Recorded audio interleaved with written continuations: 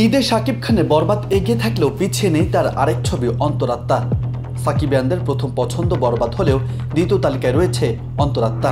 এবার ঈদে দুটি ছবি উপভোগ করবেন দর্শকরা, তাই অনেকে বলছেন এবার ঈদে শাকিবের প্রতিদ্বন্দ্বী শাকিব নিজেই।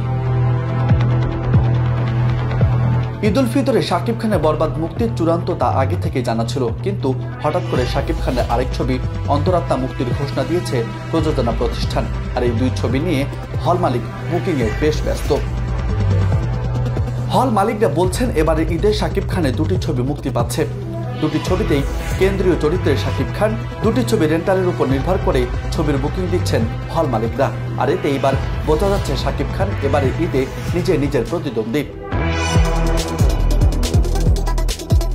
হল মালিক সমিতির সভাপতি আওলাদ হোসেন উজ্জ্বল বলেছেন, ঈদে শাকিব খানের বরবাদের চাহিদা বেশি, তবে তার আরেক ছবি অন্তরাত্মাও হল মালিকরা নিচ্ছেন। 2-1 দিনের মধ্যে দুটি ছবির চাহিদা আরও ভালোভাবে বোঝা যাবে।